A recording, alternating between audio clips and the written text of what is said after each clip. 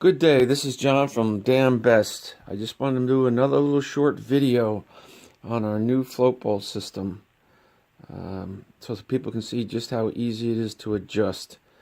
We've been sending out more and more of the carburetors and no one's actually asked because it seems to be pretty self-explanatory, but I wanted to do another little video so people can see some of the better aspects of the new float bolt. Once again, the inner window allows the needle and seat to have 360 degrees exposure so that it empties well. And the same thing on the top, which I'll show you in a second. So usually what I use to line it up, and like I say, this is not going to be a really long video because it doesn't take a huge long explanation, is I use the parting line on the float, and usually the glass is in the window. Actually, I can screw one in. Hold on.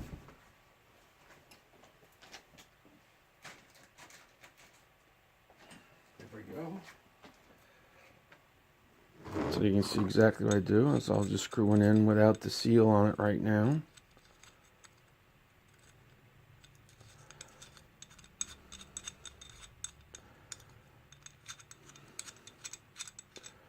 I've also, when I assemble the carburetors, I moved the sight glass to the throttle linkage side.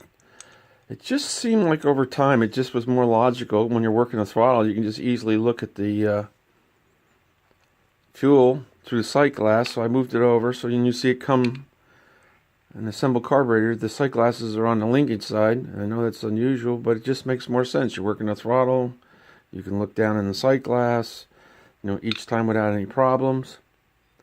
And what I usually use, as the baseline seems pretty good, is to put the parting line right on the bottom of the sight glass. A 3/4 inch wrench loosens the cap right there, and just screw that out. And this is where the channel is. It gets 360 degrees of fuel delivery around the top of the window, so there's no closing the window off as you rotate it and try to find the proper height. Now a small little Allen wrench loosens the set screw. Now this doesn't have to be too tight. All it does is keep the needle and seat from revolving as you're screwing it in, the cap into the float bolt, and the little O-ring has to go in. So you're not screwing the needle and seat up the cap as you're screwing the cap in. So it just has to have a little light pressure on it. And usually what I do is I line up the non-windows, the window here, the little space between the windows, with the set screw. And if I want to make it so it's shorter, I just go one window or two, one half turn or two half turns at a time.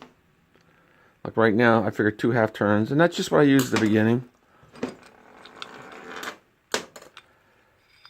Screw it back in and take a peek.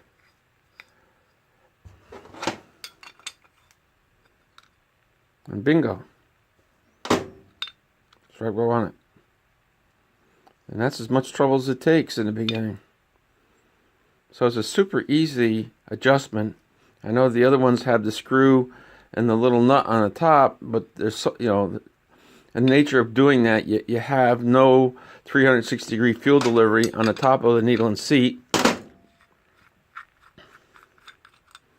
It's a little chamfer in there for the O-ring, so just the outside of the chamfer. There's 360 degrees ability to fill the needle and seat. So in order to bring the float bolt into 2017, development technology and be able to fuel some of these engines, there's single 4-barrel that make in excess of 1,200 horsepower. This was just the next things that we needed to do. So it's very simple in nature. There's no inner thing. The shaft comes through you can see the shaft there, through the side, underneath the fitting. So it's been well thought out. Keep things simple. And we can move or reposition any of these things based on customer specific needs. So it's a super little easy thing. The whole thing came out super nice. Thanks for watching.